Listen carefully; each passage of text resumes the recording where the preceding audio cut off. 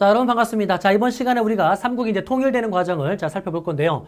지난 시간에 이야기했었던 부분들을 다시 한번 살짝 되짚어 보겠습니다. 자, 삼국의 항쟁이 본격적으로 시작되었다. 자, 몇 세기에 썼습니까? 4세기 때부터다라고 이제 말씀을 드렸고요. 이 삼국의 항쟁 과정에서 초반에 누가 주도권을 쥐었다고요? 백제가 주도권을 쥐고 4세기에 전성기를 누렸죠. 자, 그 과정에서 고구려가 공격을 받았는데 고구려의 고국 원왕이라는 왕이 전사한 이후에 고구려는 국가적 큰 위기 상황인데 이를 소수리 왕이 슬기롭게 극복을 했고 결국 이 고구려의 위기를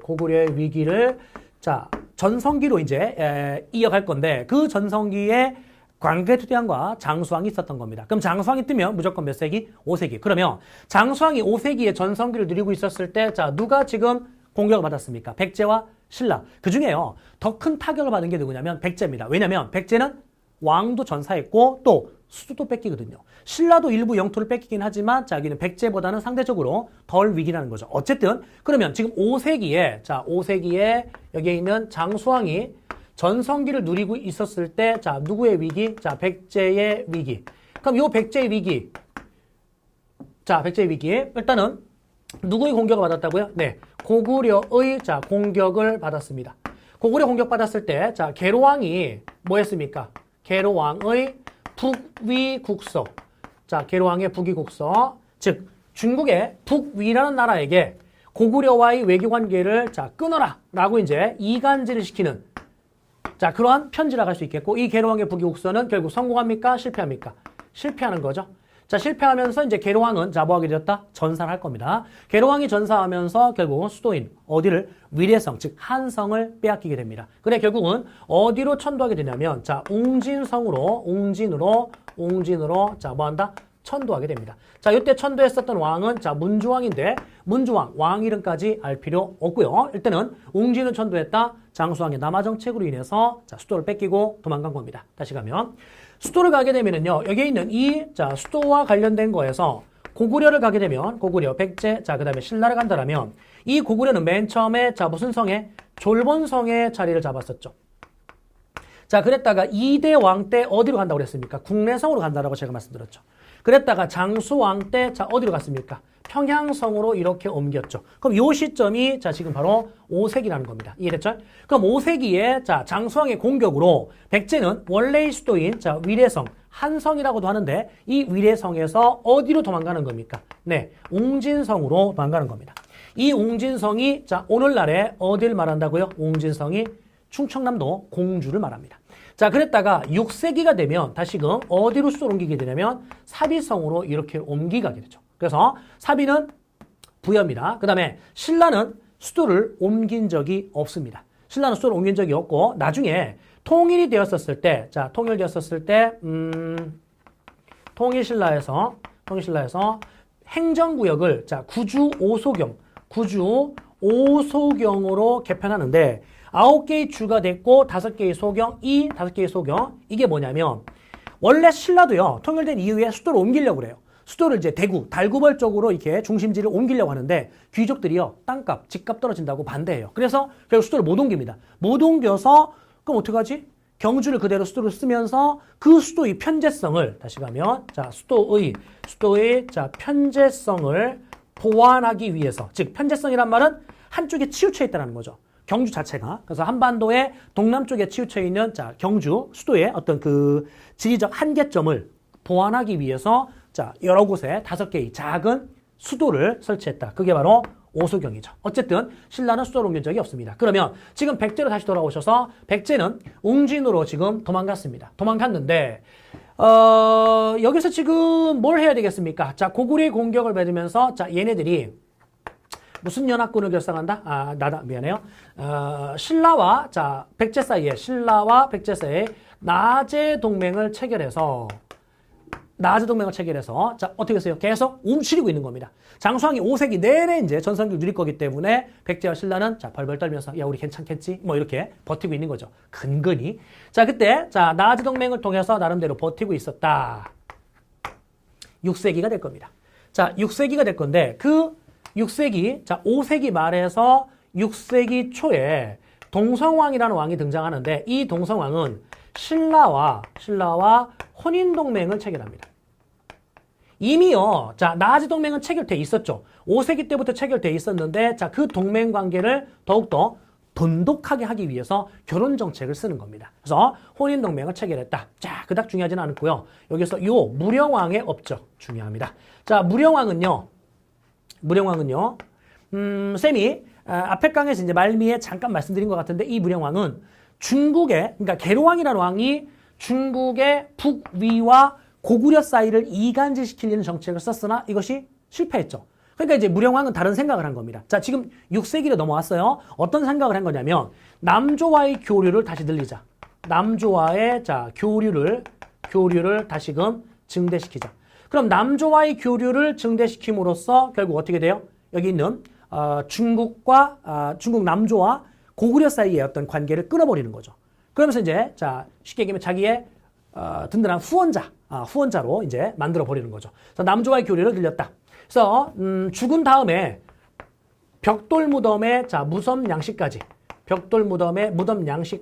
자, 그대로 중국 걸 따라할 만큼 자, 그들과의 관계를 증진시켰다는 거, 무령왕. 또 하나 본다면은요, 22, 자, 담로를 설치할 건데요. 22 담로를 설치할 건데, 이 담로라는 게 뭐냐면은 행정단입니다. 여러분들이 살고 있는 구가 있을 거 아니에요? 자, 예를 들어서 뭐 분당구, 뭐 무슨 구, 이렇게 이제 구가 있을 건데, 그 구와 같은 명칭을, 당시에 담로라고 쓴 겁니다. 그러니까 분당, 담로. 됐죠? 이런 식으로. 그래서 담로라는 행정단위를 쓰면서 22곳에 왕족들을 파견해요. 그래서 왕족들을 파견해서 다시금 왕권을, 나라를 안정시키기 위한 자, 그런 목적으로 22 담로를 설치했다. 자, 무령왕의 아들이요. 자, 누구냐면 성왕인데요. 이 무령왕의 아들 성왕, 그럼 성왕의 입장에서는 아버지가 했었던 남조와의 교류 정책, 이거 괜찮나요? 괜찮죠.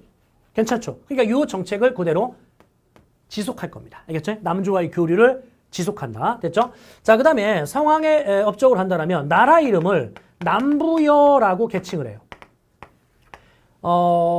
백제를 세운 게 누구죠? 온조잖아요. 근데 온조가 어디서 왔죠? 고구려에서 왔잖아요. 그죠? 근데 고구려를 세운 게 누구죠? 고주몽이죠. 근데 고구려 세운 고주몽이 어디서 왔죠? 부여에서 왔죠. 그러니까 근본적으로는 부여에서 내려온 뿌리들이 백제를 자, 건국시켜서 발전시킨 거네. 그러니까 이 백제는 남쪽에 만들어진 부여다. 이런 의미의 남부여라는 국호를 자, 쓰게 됩니다. 누구 때? 성왕 때. 자, 그 다음에 수도를 어디로 천도하냐면 사비로 자, 천도하게 돼요. 사비는 부여라고 제가 말씀드렸죠. 그러면 다시 돌아오면 이 앞에서 위례성에서 웅진성으로 가는 이 장면은 5세기에 자, 뭐 하는 장면이고요?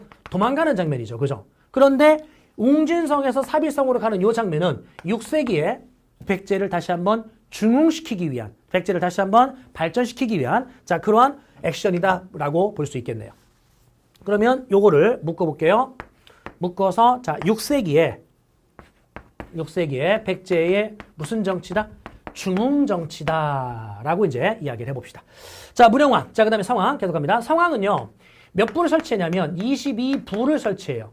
22부라는 거는 자, 숫자가 지금 22 담로하고 숫자가 같기 때문에 여러분들이 구분을 좀 지으셔야 되는데 이 담로라는 거는 지방행정단이라고 말씀드렸죠. 그럼 22부라는 건 뭐냐면 22개의 관청을 설치한 겁니다. 예를 들어서 교육과학기술부, 재정경제부라는 부라는 관청을 자, 22개를 설치했다는 겁니다.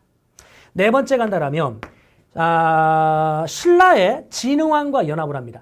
신라의 진흥왕과 연합을 해서 한강을 자, 일시 회복하는데 한강을 일시 회복했다? 쌤, 일시는 또 뭡니까? 자, 보시면 자, 여기에 고구려가 한강을 완전히 먹었음을 알려주는 비석이 뭐가 있었습니까? 중원고구려비, 충주고구려비가 있었죠. 그래서 고구려가 한강을 이렇게 완전히 먹었던 거 아닙니까? 그럼 백제와 신라가 움츠리고 있다가 자, 지금 6세기잖아요. 6세기에 이들이 자, 군사적 동맹을 이제 통해서 고구려를 밀어낼 겁니다. 고구려를 이렇게 밀어내고 한강을 회복했는데 이 당시에 약속했던 게 뭐냐면 야, 백제야, 네가 여기 먹어라. 나는 여기 먹을게. 이렇게 된 겁니다. 그러면은 지금 한강을 이렇게 회복한 이후에 여기 자, 요거는 백제가 먹고 여기는 신라가 먹기로 했는데 요쪽이 지금 하류죠. 여러분, 하천은요. 자, 상류, 중류, 하류 쭉 했을 때 평야지대 있잖아요. 평야지대에는 어디서 발전돼요? 하류 쪽에서 주로 발전돼요. 그러니까 결국 이 신라의 진흥왕이 가만히 보니까 야 이거 고구려 밀어내고 내가 상류를 먹기로 했는데 상류에는 먹을 게 없는 거야. 맨날 뭐야 송이버섯 이런 것만 채취해야 돼. 자 이거 갖고 어떻게 살아? 안 되겠네. 그래서 결국은 농업 발전에 농업에 좀 더 유리한 조건을 가지고 있는 하류 지역이 탐났던 거죠. 그럼 결국은 신라의 진흥왕이 배신을 때리고 한강은 이렇게 독점해버린 겁니다. 그러면 이제 백제의 상황 입장에서는 뻥찐 거죠. 야 같이 손잡고 고구려 밀어내가지고 사이좋게 반띵한 건데 배신을 때려? 그게 이제 상황이 열받은 겁니다. 열받아가지고 신라에 대한 공격을 하러 갔다가 결국은 신라의 어떤 매복에 걸려들어요. 그래서 결국 죽게 됩니다. 누가요? 상황이. 자, 죽어서 관에 들어갔어. 관산성 전투. 다시 갈게. 관산성 전투에서 상황이 전사를 하게 됐고 결국은 주도권, 전성기는 신라 쪽으로 완전하게 넘어갔다라고 볼 수 있겠네요. 그래서 상황의 업적, 이 정도 여러분들이 확인해 주시면 될 것 같고요. 그러면 아까 이제 우리가 고구려의 그 전성기, 얘들의 전성기가 이제 5세기라 한다라면 그 5세기에 백제가 압박을 받았다. 그럼 백제만 압박을 받은 게 아니라 누구도 압박을 받았습니까? 신라도 압박을 받았잖아요. 그럼 얘도 같은 위기죠. 그러니까 지금 이야기한 이 백제의 위기와 이 신라의 위기는 동시대 5세기 때의 상황이라는 겁니다. 근데 왜 그럼 백제를 먼저 받느냐? 둘 중에 누가 더 큰 피해를 입었기 때문에 백제가 더 큰 피해를 입었기 때문에 계로왕이라는 왕도 전사했고 수도까지 함락당하는 큰 국가적 위기 상황. 어쨌든 그 같은 동시대에 신라에 대한 이야기를 우리는 살펴볼 수 있도록 하겠습니다. 자, 신라 같은 경우는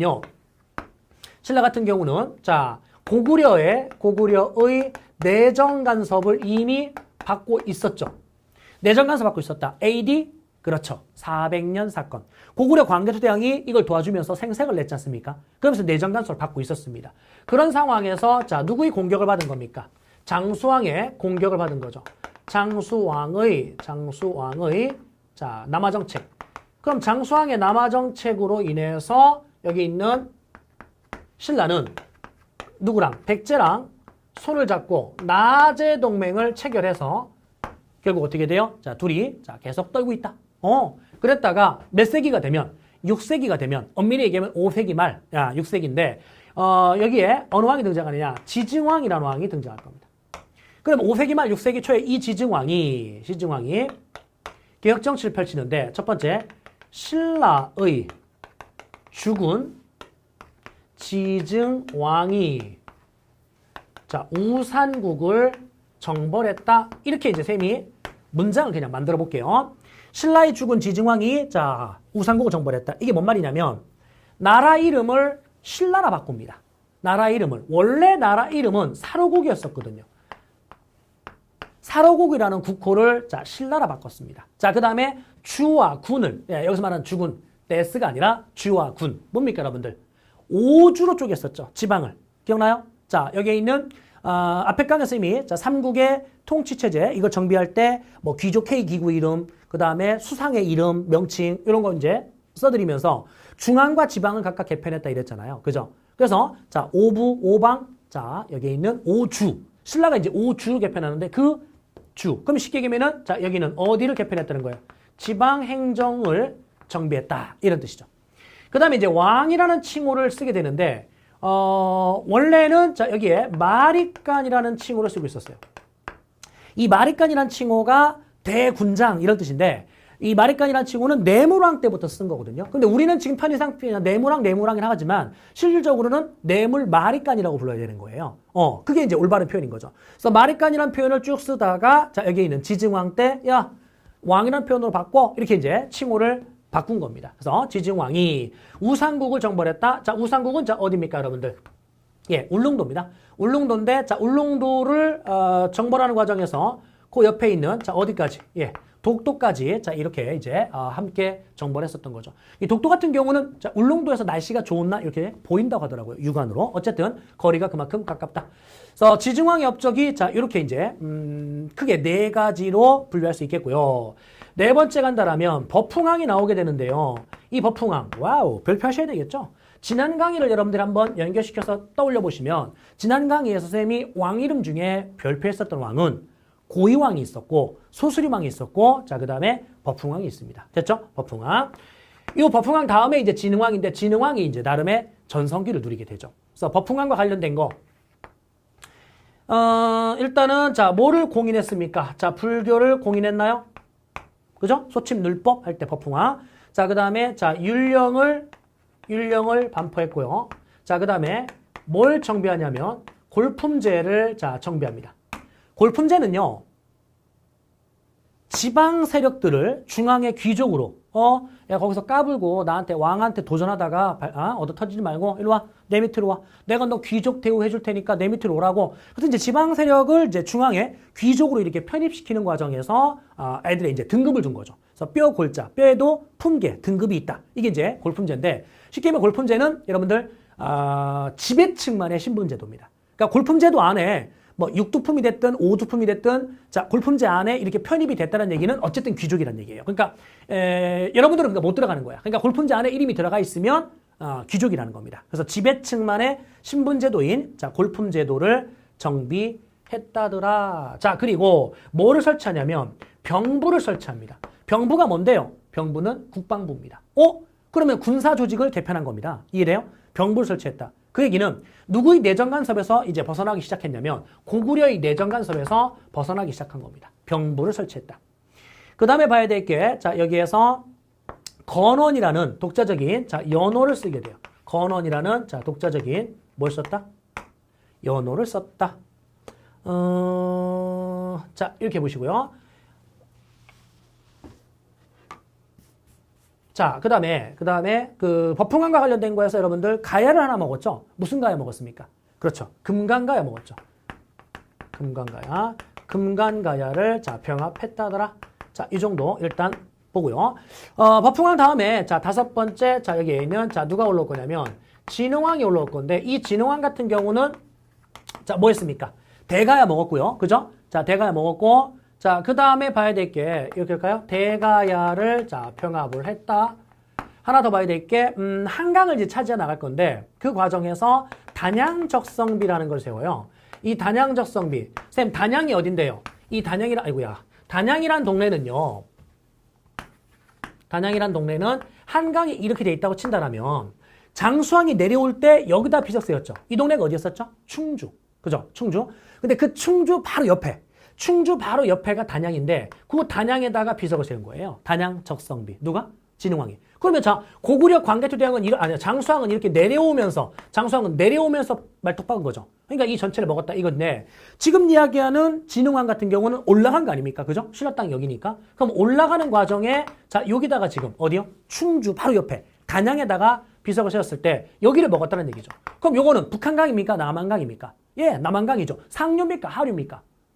상류죠. 그래서 여러분들 여기가 하류니까. 자, 그래서 단양적 성비의 의의는 뭐냐면 무슨 강 상류를 차지했다? 네, 남한강 상류를 차지했다라는 의의를 줄 수 있죠. 그 다음에 자 여기에 있는 순수비를 세우게 되는데요. 자, 순수비를 세웠는데 이 순수비에 뭐가 있냐면 마운령비, 황초령비, 자, 그 다음에 창령비, 그 다음에 북한산비가 있어요. 북한산비가 있는데 이 북한산비는 서울에 북한산이 있잖아요. 그 북한산 꼭대기에 자 비석을 세워놨는데 두 가지를 일단 기억할게요. 뭐냐면 단양적성비 요거하고 북한산비. 그러면 순수비는 4개인데 그 4개 중에 이거 하나만 기억해라. 그랬을 때 북한산비 이게 어디라고요? 서울에 있는 거잖아요. 서울에 흐르는 강이 뭐죠? 한강이잖아요. 어머나 한강을 완전히 독점했음을 자 보여줍니다. 자 그래서 여기 있는 이거를 통해서 자 우리는 뭘 알 수 있다? 한강을 완전하게 뭐했다? 독점했다. 좀 전에 봤듯이 백제의 상황과 연합을 해서 결국은 한강을 회복한 다음에 원래는 자 신라는 상류만 먹어야 되는데 하류의 욕심이 난 이 진흥왕이 백제를 배신 때리고 독점해버렸지 않습니까? 그죠? 그 과정에서 백제의 어떤 그 상황은 관상성 전투에서 결국은 전사하게 됐고요. 자 한강을 독점했는데 이 한강 독점이 가지는 또 의가 뭐냐면 중국과의 뭐가 가능해졌냐면 직접 교류가 가능해져요. 중국과의 자 직접 교류가 가능해졌다. 자 그러면 진흥왕 6세기 백제의 전성기를 자 드디어 열어놨네요. 그러면 다시 왕위를 보면 5번째가 누구였었죠? 진흥왕이었었나요? 네, 진흥왕. 그럼 똑같이 이 구조가 앞에서 보면 백제 위기 상황에 이후에 백제가 중흥 정치를 펼쳤었던 게 동성왕, 무령왕, 성왕 이런 왕들이 있었잖아요. 그 같은 시기, 그 같은 시점에 자 얘들도 있다는 거죠. 누구요? 지증왕, 법흥왕, 진흥왕. 되나요? 그 중에 법흥왕은 별표고요. 그럼 얘들도 6세기에 자 신라에 대한 어떤 중흥 정치다. 자 이렇게 표현을 해 봅시다. 그러면 6세기 후반으로 갔을 때요. 6세기 후반에 됐을 때 어떠한 외교가 형성이 되냐면 십자형 외교가 형성이 될 건데 이 십자형 외교라는 건 뭐냐면 신라가 한강을 지금 독점을 했잖아요. 한강을 독점을 했는데 그럼 이제 열받은 건 누굽니까? 백제 열받았죠. 그죠? 백제 열받았죠? 고구려도 열받았죠? 그러면 한강을 이렇게 완전하게 이렇게 신라가 독점한 구조에서 얘도 열받았고 얘도 열받았죠. 특히 얘가 열받았죠. 그래서 이 두 나라가 손을 잡습니다. 두 나라가 손을 잡고 자 여기 있는 신라를 한반도에서 왕따시킵니다. 그러니까 여기 있는 이 신라가 누구랑 손을 잡냐면 중국과 이렇게 손을 잡아요. 중국과. 잘 보세요. 중국에 이거 앞에 강의에서 나왔었던 건데 여기 있던 애들이 뭡니까 여러분들? 자 북조. 여기 있던 애들이 남조. 그래서 북조와 남조는 나라 이름이 아니라 여기 있는 북쪽에 있던 왕조들, 남쪽에 있던 왕조들 이건데 좀 전에 뭐라고 그랬냐면 신라의 진흥왕이 한강을 독점했을 때의 의의가 뭐다? 중국과 직접 교류가 가능해졌다. 그래서 여러분들 당항성이라는 성, 그러니까 이 당항성이요. 오늘날 경기도 화성, 평택 이쪽에 있는 성인데 그 당항성을 통해서 중국과 직접 교류를 해요. 중국과 직접 교류하는데 그러면 직접 교류하기 이전에는 무슨 교류했다는 얘기입니까? 간접 교류했다는 얘기잖아요. 그죠? 그래서요. 진흥왕이 한강을 독점하기 전까지 백제를 통해서 교류했어요. 그럼 백제를 통해서 교류했기 때문에 이 신라가 중국과 교류할 때는 누구랑 교류한 거예요? 얘랑 교류한 겁니다. 얘랑. 누구를 통해서? 백제를 통해서. 근데 결국은 어떻게 됐어요? 백제를 배신 때리고 뭐 백제의 성왕이 죽었고 이랬잖아요. 그럼 백제가 뭐라고 할까요? 야 남조야 신라하고 놀지 마. 신라 정말 나쁜 놈들이야. 입대끼들이야. 이렇게 이제 얘기했을 거 아닙니까? 그러니까 이때 신라는 누구랑 교류한 거냐면 사실은 얘랑 직접 교류한 거예요. 얘랑. 근데 이쪽에 이 북조 쪽에서 수나라가 만들어져요. 수나라가 만들어져서 수나라가 이 전체를 다 통일해버리죠. 그러니까 수나라와 신라는 친할 수밖에 없는 이런 구조였었던 겁니다. 그래서 수나라와 자 신라가 손을 잡습니다. 근데 수나라 빨리 망하죠? 빨리 망하고 당나라로 바뀌죠? 그래서 중국과 신라가 손을 잡고 이때 고구려는 여기 있는 돌궐 자 그 다음에 백제는 여기 있는 일본 기억나나요? 4세기에 근초고왕 때 일본의 외왕에게 칠지도라는 칼을 하사하기도 했잖아요. 그럼 얘들이 이렇게 친한 거거든요. 그 다음에 얘들이 이렇게 친한 거고요. 그래서 십자가 형태. 이해됐죠? 그래서 6세기 후반에서 자 7세기 6세기 후반에서 자 7세기에 걸쳐서 십자형 회교라는 게 자 형성이 되는데 자 그러면은 이렇게 한번 해볼까요? 동서 세력 자 vs 남북 세력이 자 대립하는 겁니다. 자 동서 세력에는 누가 있습니까? 중국과 신라.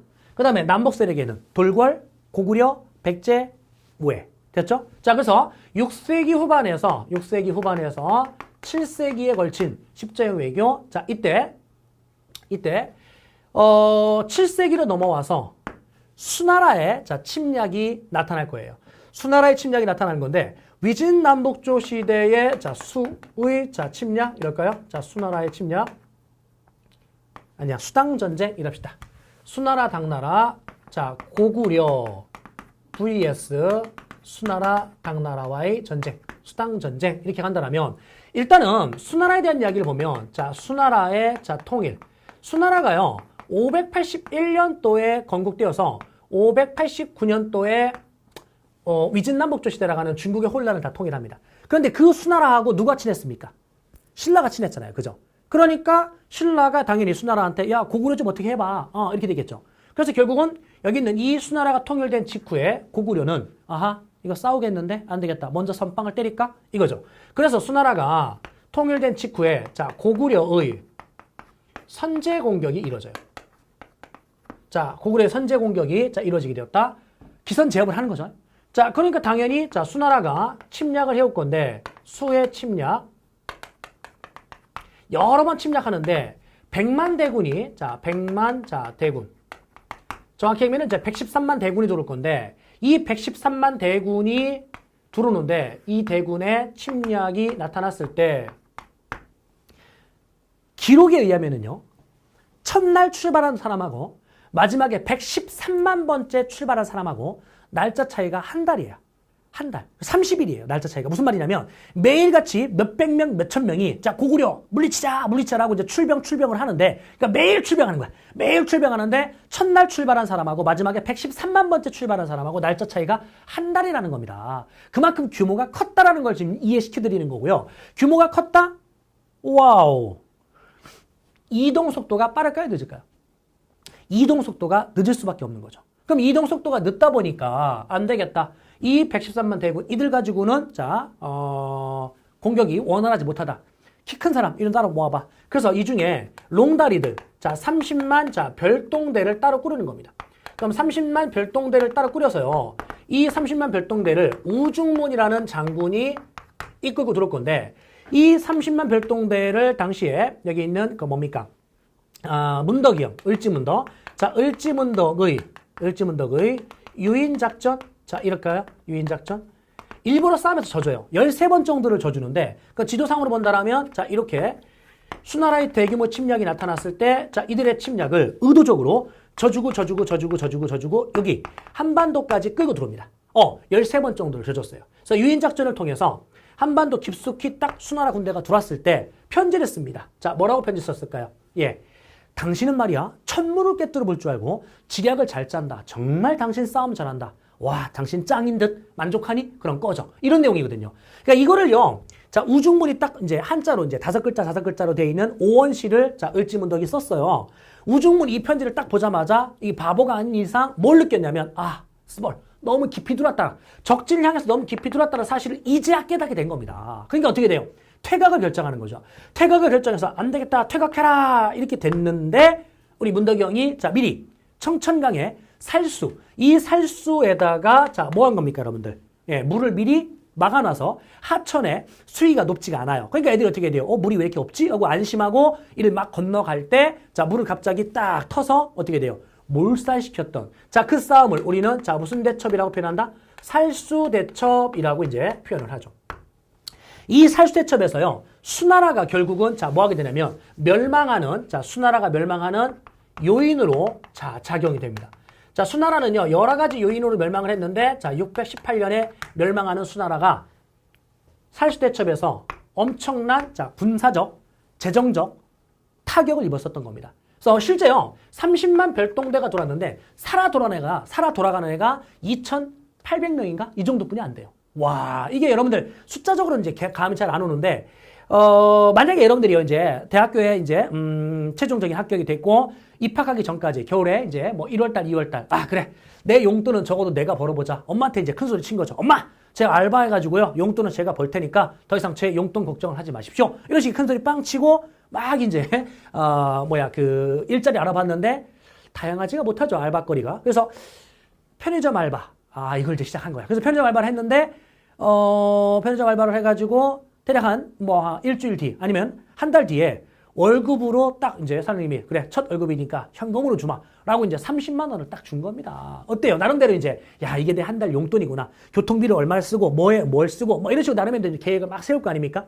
그리고 이제 신나서 막 나오는데 계획 쓰고 해서 막 기뻐서 나오는데 골목에서 동네 형한테 걸린 거죠. 이리 와봐.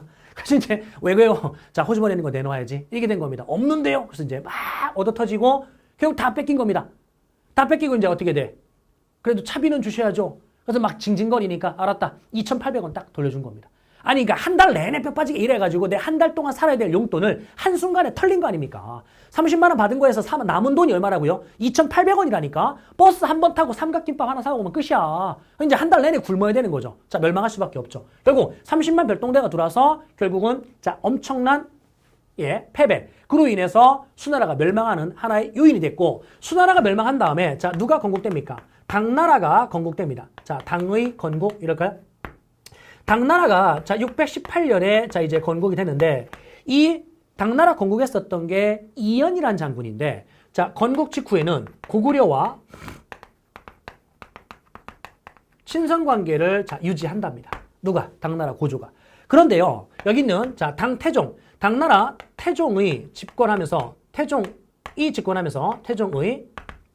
강경책이 나오게 되는데 이 당나라 태종이 강경책 자 여기는 이연이라는 당나라 고조인데 이연이요. 이제 태종한테 야야 아들아 여기 고구려라는 애들이 주변에 있는데 걔들 싸움 잘한다. 얕보지 말고 함부로 공격하지 말고 그냥 친하게 지내. 이렇게 이제 유언을 했는데 태종이 고구려 따위가 뭐가 무섭단 말인가? 라고 하면서 이제 강경책을 써버립니다. 그런데요. 고구려에서도 당시에 연개소문이 쿠데타를 통해서 이제 권력을 잡아요. 그래서 이 연개소문이 뭘 쌓았냐면 이걸 쌓았어요. 천리장성을 쌓았답니다. 천리장성. 그러면 천리장성을 축소했는데 이 천리장성이라는 거는 수나라 침략이 막아낸 이후에 당나라가 건국됐을 때 천리장성을 쌓은 거거든요. 여러분, 천리장성은 지금 현재 이것이 가지는 의미가 뭐냐면 고구려가 여기 있는 부여성에서부터 여기에 있는 비사성까지 천리길에 이르는 성을 지금 이렇게 쌓은 거거든요. 그럼 천리성을 쌓았을 때 이게 성이라는 게 여러분들 공격이 목적인가요? 방어가 목적인가요? 성은 기본적으로 공격이 목적인가요? 아니죠. 방어가 목적이잖아요. 그럼 뭡니까? 들어오라고. 난 준비됐으니까 들어오라고. 이게 된 거죠. 그러니까 이 철장성을 쌓은 이 자체가 상대를 자극한 겁니다. 근데 당나라 태종은 안 그래도 강경책을 쓰고 있는데 고구려의 쿠데타를 통해서 권력을 잡은 대망리지 대대로라고도 하는 그 연개소문이 철장성을 쌓음으로써 결국 강경책으로 지금 맞선 겁니다. 그럼 강경책 뭐 할 수밖에 없습니까? 충돌할 수밖에 없죠. 그래서 당나라가 침략을 해옵니다. 침략을 해오는데 이때 요동성을 먹어요. 백암성을 먹습니다. 요동성도 먹고 백암성도 먹었는데 여기 있는 안시성. 요 안시성이라는 성을 당나라 입장에서 못 먹어요. 아니 다른 성 요동성, 백암성은 그냥 공격하자마자 먹어버렸는데 안시성이라는 성은 안 막히는 겁니다. 안 먹히는 거야. 한 달 넘게 공격을 퍼부었음에도 불구하고 안 먹히네. 당시에요. 이 안시성에 양만춘 장군 이런 장군들이 활약을 했대. 그러면 당나라 태종의 입장에서 원래요. 여러분들 황제가요. 전쟁에 나올 수는 있어요. 나올 수는 있는데 전쟁의 일선에 나온다? 아닙니다.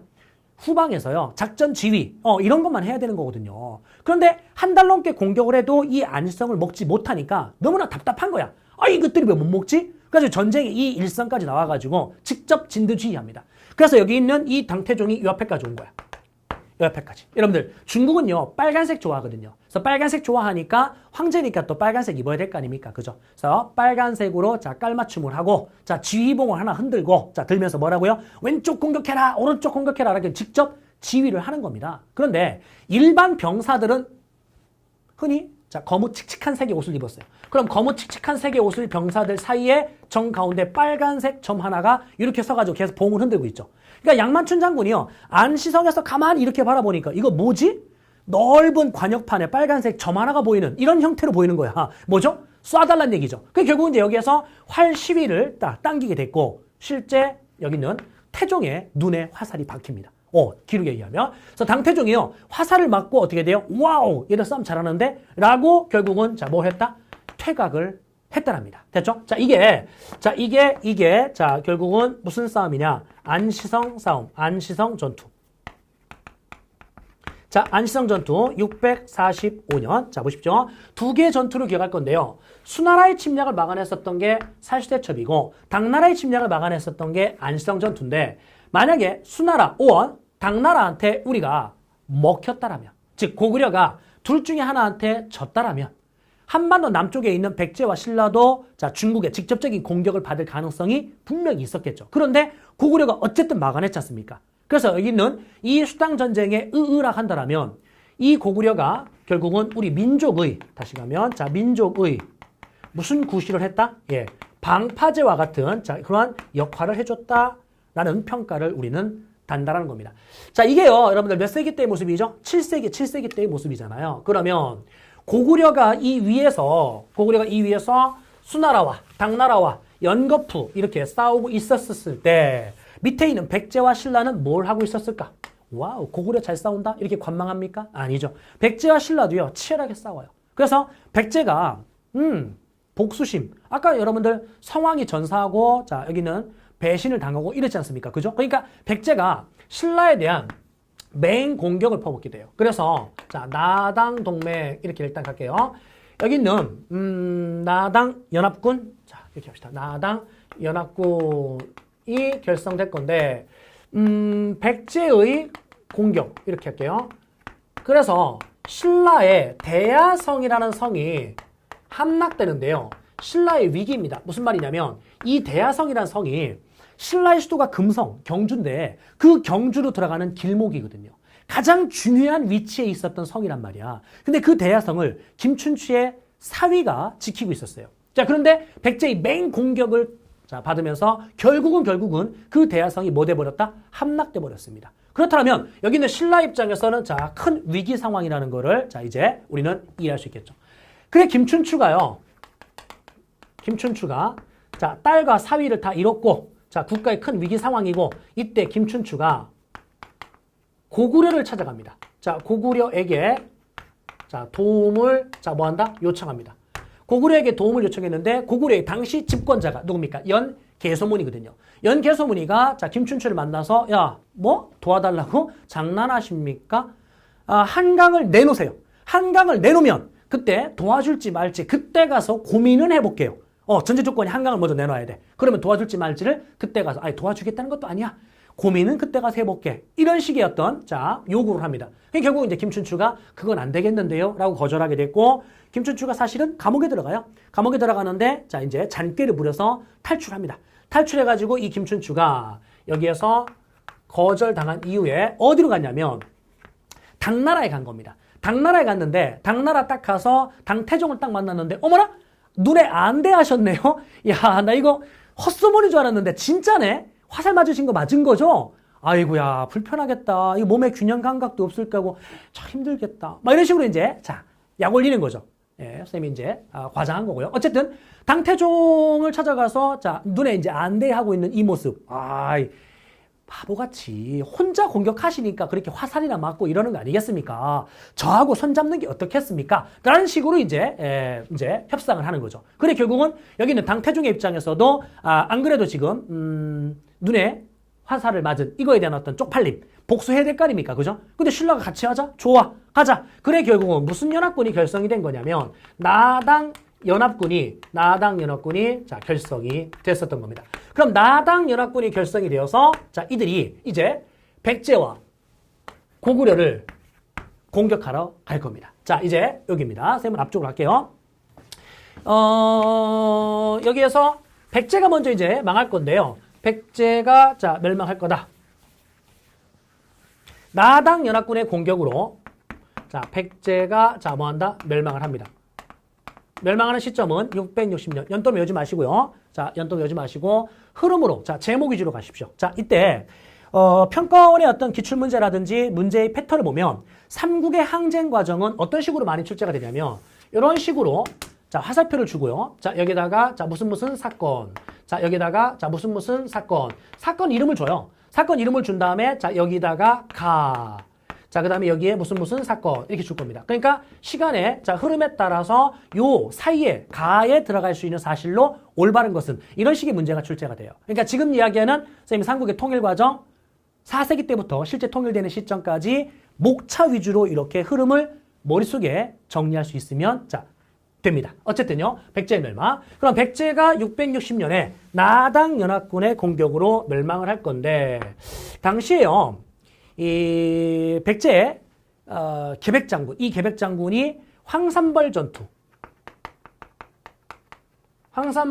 통해서 끝까지 결사항전을 벌였으나 결국 이 황산벌 전투를 패배하면서 백제는 자 멸망하게 됩니다. 그럼 나당 연합군으로 멸망한 이후에 백제의 자 부흥운동이 펼쳐질 거예요. 그럼 백제의 부흥운동이 펼쳐지는데 복신, 도침,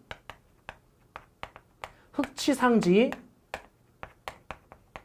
자 그리고 왕자 풍, 그러니까 풍 왕자였었던 이 풍을 왕으로 추대해서 복신과 도침과 흑치상지, 자 이런 사람들이 자 결국은 백제의 부흥운동을 펼친답니다. 근데 이 백제의 자 부흥운동을 펼치는데 누가 도왔냐면 자 일본의 외의 지원, 일본의 지원이 있었어요. 일본의 지원이 있었다. 근데 결국은 무슨 연합군한테 깨지냐면 나당 연합군한테 깨집니다. 그래서 나당 연합군한테 자 무슨 전투에서 깨지냐면 백강 전투에서 자 결국은 패배를 하면서 백제의 부흥운동은 성공한다 실패한다? 실패한다. 그래서 여러분들이 이 백강 전투가 뭔지를 확인하시면 됩니다. 백강 전투는 백제의 부흥운동이었었다. 근데 누구한테 깨졌다? 여기 있는 나당 연합군한테 깨졌다. 기억할 거. 백제의 부흥운동을 누가 도와주러 왔다? 왜? 일본이 도와주러 왔었다는 거 이렇게 연결하시기 바라고요. 자, 이때 이 백강전투가 663년입니다. 아직 나당 연합은 결렬되지 않았습니다. 나중에 결렬될 건데 아직은 결렬이 안 된 겁니다. 그럼 백제가 무너지고 이번에는 고구려가 자, 뭐 할 건데? 자, 멸망을 할 건데 668년. 그럼 자, 고구려의 멸망. 이 고구려의 멸망도 무슨 연합군의? 나당 연합군의 공격으로 멸망할 건데 자, 보십시오. 고구려의 멸망 요인은 여러 가지가 있습니다. 오랜 전쟁으로 인한 자, 쇠퇴. 자, 오랜 전쟁으로 인한 쇠퇴. 아니 쌤, 이긴 거 아닙니까? 수나라 싸움 살수대첩, 당나라 싸움, 안시성 싸움 다 이겼잖아요. 이겼는데 이게요, 여러분들 방어전이거든요. 원정을 간 전쟁이 아니에요. 만약에 원정을 가서 승리한 전쟁이라면 많은 뭘 뺏어왔을 텐데, 전리품들을 뺏어왔을 텐데, 이거는 원정 경기가 아니라 자, 여기서 방어전이었기 때문에 그것도 이제 힘겹게 사실은 막아낸 거잖아요. 안시성 전투나 이런 것들은. 왜냐면은 요동성, 배감성 이런 것들 금방 먹혔잖아. 그래서 결국은 전리품을 많이 뺏어오지 못했다. 그럼 전쟁 비용만 많이 썼다. 쉽게 얘기하면 이런 거예요. 여러분들, 자, 축구 게임을 하는데 풀타임으로 2게임 연속 뛴 겁니다. 2게임 연속 딱 뛰었어요. 다 이겼습니다. 근데 곧바로 세 번째 게임을 하자고 누가 달라붙은 거예요. 그러니까 이게 이제 체력이 완전히 방전되어 있는 이런 상태이기 때문에 자, 오랜 전쟁으로 인한 쇠퇴. 자, 그 다음에 자, 내부 분열이 벌어지는데요. 이 내부 분열은 뭐냐면 연개소문이 자, 죽은 다음에 연개소문의 아들 연남이 자, 연생이 자, 이 연남과 연생 자, 이 아들 간에 권력 다툼이 벌어집니다. 자, 그 다음에 또 하나 여기 있는 무슨 연합군의 공격? 예, 나당 연합군의 공격. 자, 이것들이 이제 맞물리면서 예를 들어 백제 같은 경우는 황산벌 전투라는 전투를 통해서 결사항전을 시도를 해봤죠. 물론 졌지만 시도를 해봤어요. 근데 얘네들은 자, 이런 큰 전쟁 없이 그냥 나당연의 공격으로 곧바로 이제 자, 무너진다는 겁니다. 여러 가지 요인이 맞물렸네요. 그죠? 두 번째 간다라면 얘네들도요, 무슨 운동을 펼친다? 부흥운동을 펼쳐요. 부흥운동을 펼치는데 자, 건모잠, 고현무, 안승 이 중에 이 안승이 중요한데 안승이 중요한 이유는 두 가지입니다. 뭐가 중요하냐면 첫 번째는 고구려 부흥운동이면 당연히 어디 땅에서 해야 됩니까? 옛 고구려 땅에서 해야 될 거 아닙니까? 그죠? 근데요, 고구려 부흥운동인데 고구려 땅에다 하지 않고 백제 땅에다 해요. 그래서 오늘날의 자, 익산, 전라도의 익산의 금마저라는 동네에다가 보덕국이라는 나라를 만들 건데 어쨌든 옛 백제 땅에다 한다. 두 번째는 누구의 지원을 받았냐면 여기에서 신라의 지원을 받아요. 어머나, 재밌네요. 잘 보세요. 백제의 부흥운동은 누구의 지원을 받았습니까? 일본의 지원을 받았죠. 물론 이 일본이 백강전투에서 깨지고 나갈 거고요. 일본의 지원을 받았다. 그러면 고구려 부흥운동에서는 누구의 지원? 신라의 지원. 아니 쌤, 망한 게 분명히 나당연합군한테 망했다고 그랬는데 나당연합군한테 망했는데 신라는 고구려를 무너뜨리고 곧바로 고구려 부흥운동을 돕는 이유가 뭔데요? 그렇죠. 여기서 나당연합이 결렬이 된 겁니다. 그러면 나당연합이 결렬된 이유는 당나라의 지나친 야욕, 당나라의 지나친 욕심. 자, 고구려를 멸망시키고 백제 멸망시키고 이때 나당연합이 결성된 이 시점에 김춘추가요, 어떤 약속을 했었던 거냐면 대동강이라는 강을 기준으로 해서, 대동강은 오늘날의 평양입니다. 평양에 대동강을 기준으로 해서 한반도의 남쪽, 대동강 아래쪽만 우리 신라가 먹을 테니까 통일전쟁을 도와준다라면 대동강 이북의 땅은 중국 당신들이 다 가져가시오. 이런 식으로 이제 협상을 했었던 거거든요. 그런데 당나라가 한반도 남쪽 땅이 더 살기가 좋다라는 걸 이제 본 거죠. 그게 결국 이제 욕심을 부린 겁니다. 그래서 뭐 했냐면 자, 계림 도독부, 자, 웅진 도독부, 자, 안동 도호부를 설치해요. 이게 무슨 말이냐면 신라 땅 경주에다가, 신라 땅 경주 계림이라는 동네에다가 도독부라는 관청 같은 걸 설치한 거예요. 그런데 웅진은 공주죠. 백제 땅이잖아요. 거기에다가 마찬가지로 계림 도독부라는 관청을 설치했고, 안동 도호부, 이건 평양 쪽인데 안동 도호부라는 자, 어쨌든 이런 관청을 설치해서 그 자리를, 그 지역을 자기들이 직접 지배하겠다, 이런 거거든요. 결국은 이제 이것 때문에 자, 결국 뭐가 결렬됐다? 나당 연합이 결렬된 거죠. 나당 연합이 결렬됐고 이때 요 신라의 입장에서는 나당 전쟁을 할 거 아닙니까? 나당 전쟁을 할 때 여기에 있는 안승이라는 애를 지원해 주는 겁니다. 그래서 안승이라는 애를 이용해서 야 안승아 저기 예전에 내가 너희들을 공격한 건 맞긴 한데 이제 우리 당나라 한반도에서 밀어내는 게 외세를 밀어내는 게 좋지 않겠니? 뭐 이런 식으로 하면서 이제 결국은 안승을 뒤에서 밀어주죠. 그래서 안승의 세력을 이용해서 당나라를 밀어내고 싶었던 겁니다. 어쨌든 그래서 신라의 자 지원을 받았다. 누구는? 안승은. 자, 그 정도 확인하시고요. 그러면 이 나당 전쟁이 자 지금 벌어질 건데 이 나당 전쟁에서 매소성 전투, 기벌포 전투. 자, 기벌포 전투. 요거 시험에 잘 나와요. 기벌포 전투에서 당나라의 장군 설인기라는 장군을 결국은 자 밀어내고 완전하게 자 신라가 자 삼국을 완전하게 통일하게 되었다더라. 676년. 여러분 통일에서의 어떤 한계점. 이 한계점은 뭐냐면 삼국 통일이잖아요. 그럼 삼국 통일이면 삼국이 위치해 있었던 고구려, 백제, 이 신라 아니 삼국 통일이면 이렇게 통일돼야 되는 거잖아요. 근데 실제 통일된 거는요. 자, 이렇게 대동강 아래쪽 여기로만 통일이 된 거예요. 여기는 이제 중국이 잠시 장악을 했고 좀 이따 이 자리에 발해가 만들어질 겁니다. 어쨌든 삼국 통일이라는 의를 두지만 한계점은 영토 자체가 대동강 이남 지역으로만 한정됐다는 이런 한계점. 두 번째, 통일전쟁 과정에서 자 누구? 당나라한테 의존했다. 외세 의존적. 이라는 한계점을 가지고 있습니다. 그러면 한계점 외에 긍정적인 측면을 우리가 평가를 한다면 통일 전쟁 과정에서는 외세 의존적이었었지만 나당 전쟁 과정에서는 어때요? 자주적이죠. 그러니까 나당 전쟁 과정에서는 다른 외세의 세력을 끌어들이지 않고 중국이라 하는 와우 세상의 중심이라고 떠들어대는 그 당나라를 우리의 독자적 힘으로 어쨌든 밀어냈지 않습니까? 그러니까 통일 전쟁 과정에서는 외세 의존적이었었지만 나당 전쟁 과정에서는 자주적이었었다. 라는 의를 우리는 둘 수 있다는 거죠. 그래서 이렇게 삼국이 자 결국은 자 통일이 됐고요. 다시 마무리하면 이 전개 과정에서 왕들의 업적 제가 별표한 왕들이 있을 건데 그 왕들의 업적 몇 세기인지 시기 순서대로 여러분들이 조금 정리해둘 필요가 있고요. 두 번째, 좀 전에 얘기했듯이 문제는 제목 위주로 자 정답을 찾아낼 수 있으면 되는데 흐름을 반드시 잡아야 된다. 됐죠? 자 그러면 삼국이 다 통일된 이후에 고구려 땅에다가 뭐가 만들어지냐면 698년 자 통일되고 한 20년 뒤인가요? 이때 뭐가 만들어져요? 발해가 만들어집니다. 그래서 이걸 묶어서 자 우리는 무슨 국 시대라고 하느냐? 남북국 시대라고 표현합니다. 그럼 남북국 시대는 자 누가 만들어졌고요? 발해가 만들어졌고 자 여기 있는 무슨 신라가 예 통일 신라가 이렇게 발전되는 장면인데 이 남북국 시대 여기도 수능에서 딱 한 문제가 주어집니다.